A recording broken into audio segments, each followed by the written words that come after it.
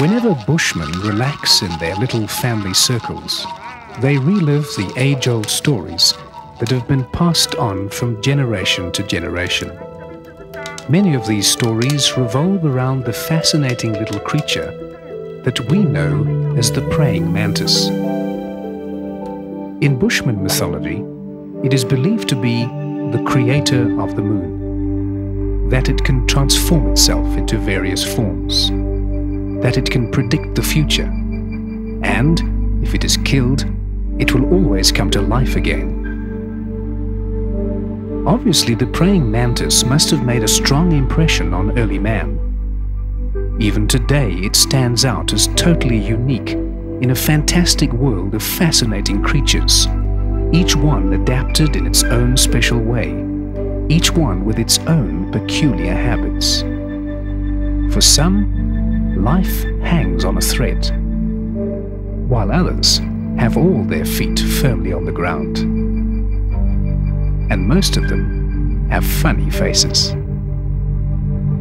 But it is also a world of color and unmistakable beauty, where every instinct works towards the continuation of the species. In this fascinating world, the mantis stands on its own and has intrigued mankind for many centuries. Some refer to it as the insect that prays for its supper. Others know it as the tiger of the insect world.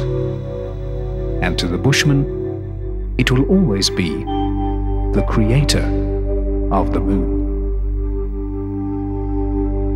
It is the only insect that can turn its head like a human being, wash its face like a cat, and drink water like a horse. But perhaps we should start the story of the mantis in autumn, the time of the year when the leaves turn a golden yellow and the cosmos blooms.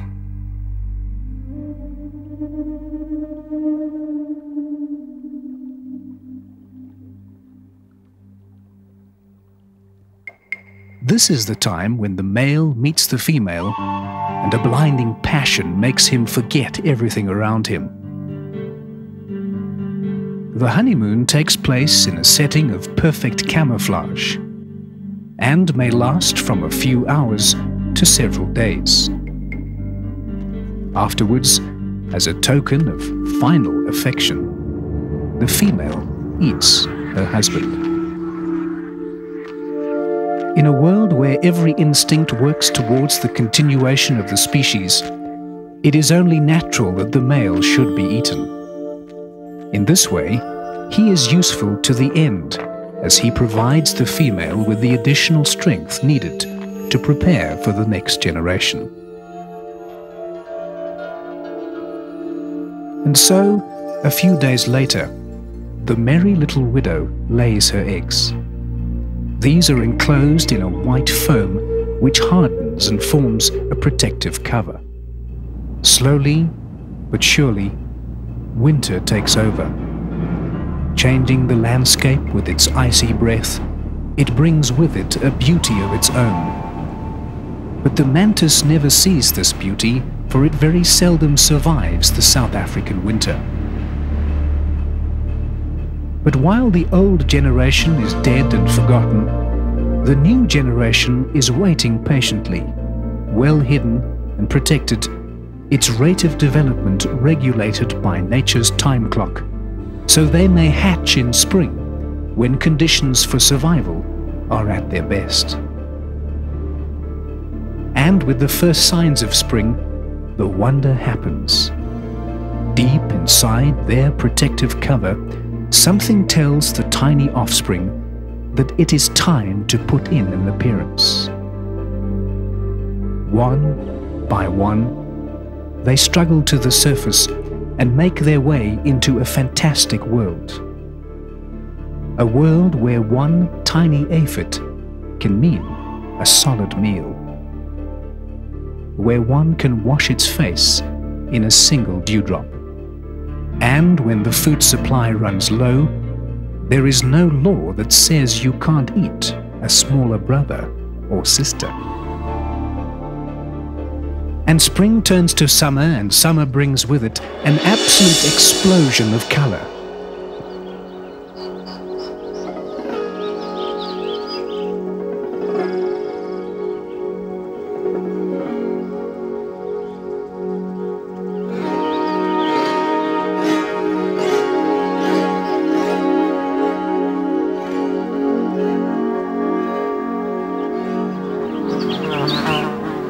It is a time of great activity, with some looking for the sweet things in life, while others have a different taste.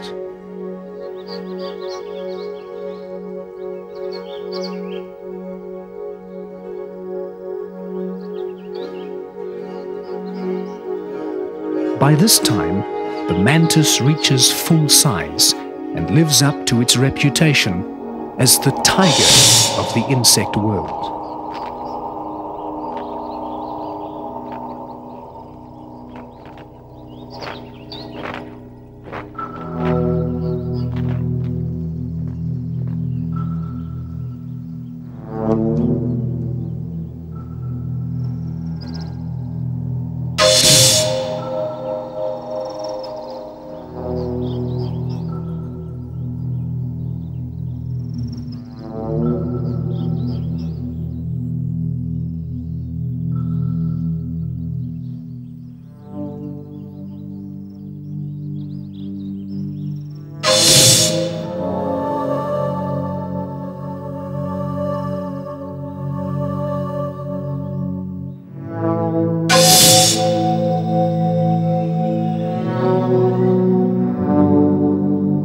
Then, suddenly, it is autumn time again. Once more, the leaves turn a golden yellow, the cosmos blooms, and it is time for boy to meet girl again.